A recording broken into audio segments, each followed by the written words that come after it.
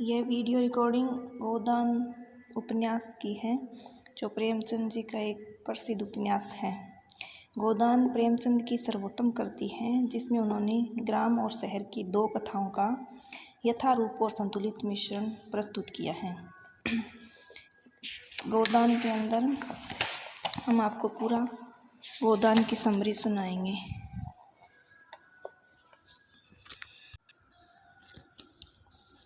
होरीराम ने दोनों बैलों को सानी पानी देकर अपनी स्त्री धनिया से कहा, गोबर को ऊख गाड़ने भेज देना, मैं न जाने कब लौटूं, जरा मेरी लाठी दे दें। धनिया के दोनों हाथ गोबर से भरे थे, उपले थाप कर आई थी। बोली, अरे कुछ रस पानी तो कर लो, ऐसी जल्दी क्या है। होरी ने अपनी झुर्रियों से भरे हुए माथे को सिकोड़ कर कहा, तुझे रस पानी की पड़ी है। मुझे चिंता है कि अबेर हो गया तो मालिक से भेंट न होगी। स्नान पूजा करने लगेंगे तो घंटे बीत जाएगा। इसी से तो मैं कहती हूँ कुछ जलपान कर लो, और आज न जाओगे तो कौन हर्ज होगा।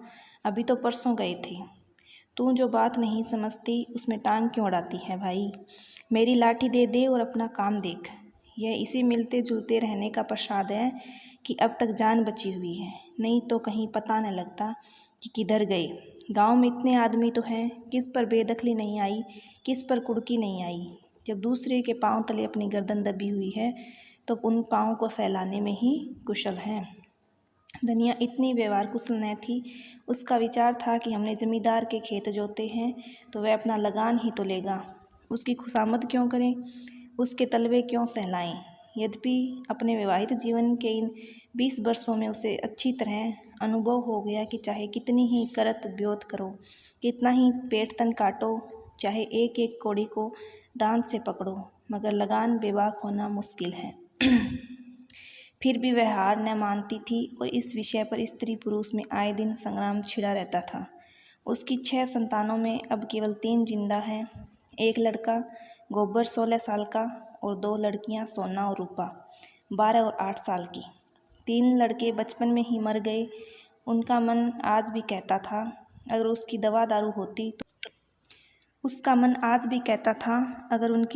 होती तो वे बच जाती, पर वह एक थैले की दवा भी न मंगवा सकी थी।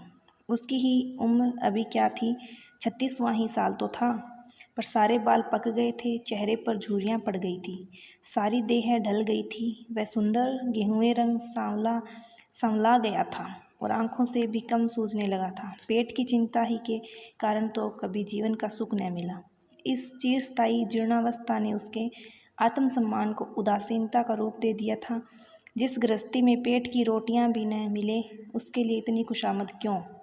इस परिस्थिति में उसका मन बराबर विद्रोह किया करता था और 2-4 गुड़कियां खा लेने पर ही उसे यथार्थ का ज्ञान होता था।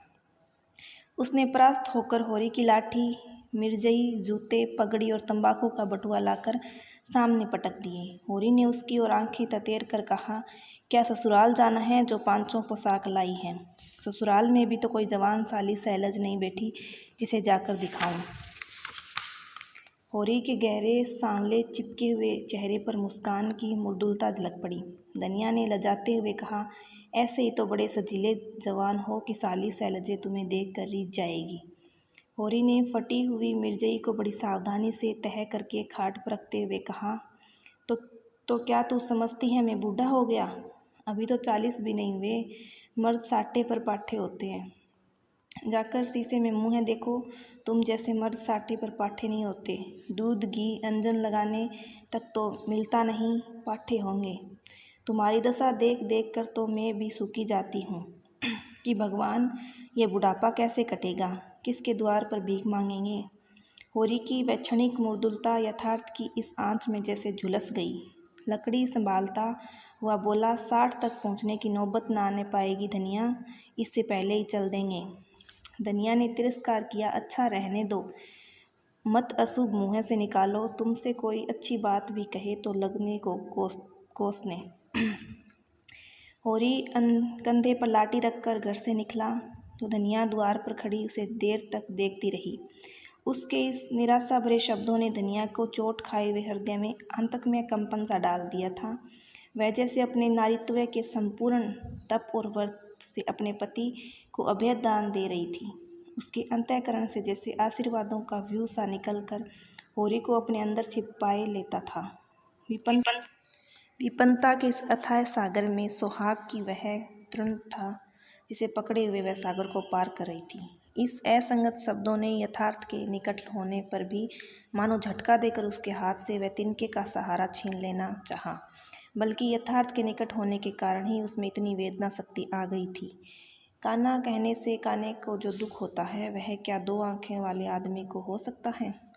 होरी कदम बढ़ाए चला जा रहा था। पगडंडी के दोनों ओर ऊख के पौधों की लहराती हुई हरियाली देखकर उसके मन में कहा, भगवान कहीं गोद से वर्षा कर दे और हांडी भी सुबीते से रहे तो एक गाय जरूर लेगा।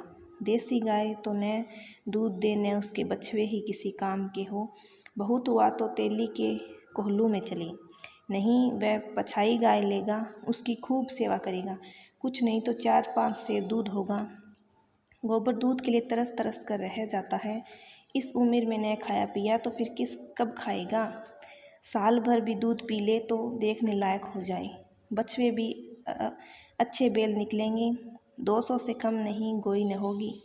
फिर गऊ से ही तो द्वार की शोभा है। सवेरे सवेरे गऊ के दर्शन हो जाए तो क्या कहना। न जाने कब यह साध पूरी होगी, कब वह शुभ दिन आएगा। हर गृहस्थ की भांति होरी के मन में भी गऊ की लालसा चिरकाल से संचित चली आती थी। यही उसके जीवन का सबसे बड़ा स्वप्न, सबसे बड़ी साध थी। बैंक सूद से चैन करने या जमीन खरीदने या महल बनवाने की विशाल आकांक्षाएं उसके नन्हे से हृदय में कैसे समाती। जेठ का सूर्य आमों के झुरमुट से निकलकर आकाश पर छाई हुई लालिमा को अपने रजत प्रताप से तेज प्रदान करता हुआ ऊपर चढ़ रहा था और हवा में गर्मी आने लगी थी। दोनों ओर खेतों में काम करने वाले किसान उसे देखकर राम राम करते और सम्मान भाव से चिलम पीने का निमंत्रण देते थे, पर होरी को इतना अवकाश कहाँ था। उसके अंदर बैठी हुई सम्मान लालसा ऐसा आदर पाकर उसके सूखे मुख पर गर्व की झलक पैदा कर रही थी। मालिकों से मिलते जुलते रहने ही का तो प्रसाद है कि सब उसका आदर करते हैं, नहीं उसे कौन पूछता। 5 बीघे के किसान की बिसात ही क्या यह काम आदर नहीं है कि 3-3, 4-4 हल वाले महतो भी उसके सामने सिर झुकाते हैं। अब वह खेतों के बीच की पगडंडी छोड़कर एक खलेटी में आ गया जहाँ बरसात में पानी भर जाने के कारण तरी रहती थी और जेठ में कुछ हरियाली नजर आती थी। आसपास के गांवों की गऊएं यहाँ चरने आया करती थी। उस समय में भी यहाँ की हवा में कुछ ताजगी और ठंडक थी। होरी ने 2-3 सांसें जोर से ली। उसमें जी में आया कुछ देर यहीं बैठ जाए, दिन भर तो लू लपट में मरना ही है। कई किसान इस गड्ढे का पट्टा लिखाने को तैयार थे, अच्छी रकम देते थे। ईश्वर भला करे राय साहब का कि उन्होंने साफ कह दिया यह ज़मीन जानवरों की चराई के लिए छोड़ दी गई है और किसी दाम पर भी न उठाई जाएगी। कोई स्वार्थी जमींदार होता तो कहता गायें जाए भाड़ में, हमें रुपये मिलते हैं, क्यों छोड़े। राय साहब अभी तक पुरानी मर्यादा निभाते आते हैं। जो मालिक प्रजा को न पाले वह भी कोई आदमी है। सहसा उसने देखा भोला अपनी गाय लिए इसी तरफ आ रहा था। भोला इसी गांव से मिले हुए पुखे का ग्वाला था और दूध मक्खन का व्यवसाय करता था। अच्छा दाम मिल जाने पर कभी कभी किसानों के हाथों गाय बेच भी देता था। होरी का मन उन गायों